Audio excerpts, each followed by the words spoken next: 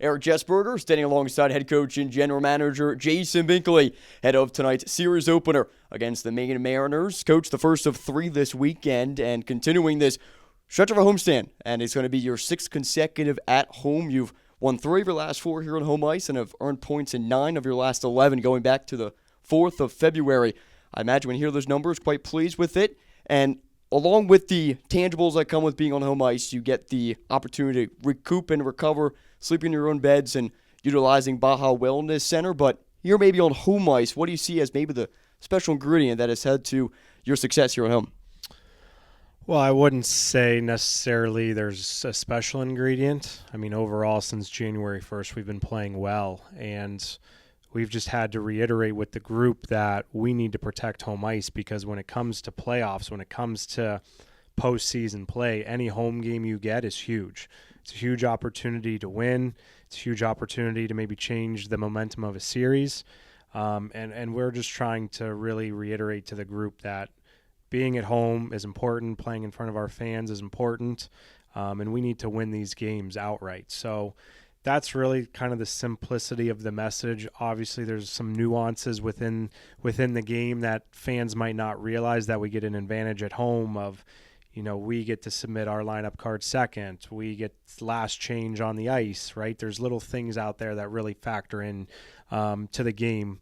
But overall, we just have to keep with what we're doing. It's obviously been a very trying week with what's kind of transpired for us. But the idea, the message was these 3 games are all we have to worry about.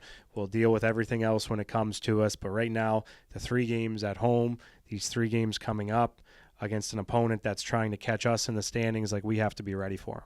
You mentioned big factors, and one of which on the back end has been flourishing rookie defensemen in Sam Sedley as well as John Franco Casero. They both have registered each 30 points this season. Sedley leading your overall club with 26 assists, and for Casero leading your Blue Liners with 11 goals. Both have been together, and they'll pair again tonight for their 32nd time leading your Blue Line. What makes them most dangerous in your eyes? Well, they have the offensive ability to get up and join the rush and join the play. Something we've been working on those two with in particular is their skating abilities, right? They've come from either NCAA or the OHL, and we've had to encourage them and reiterate that, hey, your skating ability at our level is very good. It's very elite. And you can use your skating and your footwork and your edge work to get yourself out of situations, both positively and negatively. So that's a big thing we've been harping on those guys. Another big thing for them to generate the offense is just finding a way to get the pucks through. It doesn't matter how hard you shoot. It doesn't matter how big you wind up for the one-timer or the slap shot. Like, you guys are having success by getting pucks to the net, and that's all it is. And that's what we've been really harping on them. Defensively, we've worked on them becoming more shutdown guys, better stick positions, once again using their skating to close away time and space in the D zone and be able to get the puck back. And then when they do get the puck back, they have the free reign to get up the ice and join the rush and join the play and help out there. But those two have definitely come a long way this year from the start to where we are now.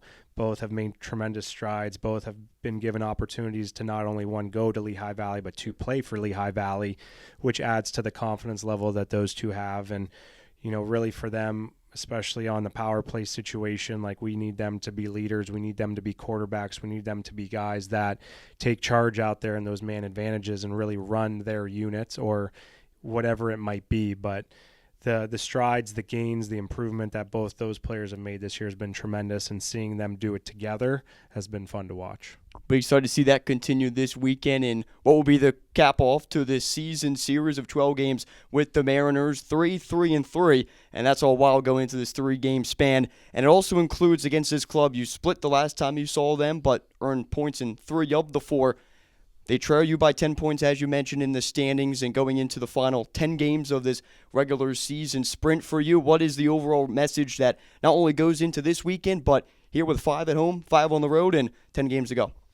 Well, it hasn't changed from what we've talked about. It's we control our own destiny. And even though we're going to deal with some adversity here coming up with our schedule changing and whatnot, right, we have to show up and do our job. It doesn't matter what opponents across from us, doesn't matter what team we're playing. If we play our game, if we play our way, then we're gonna give ourselves a really good chance. And we think back to last weekend against Norfolk. We battled out the first game.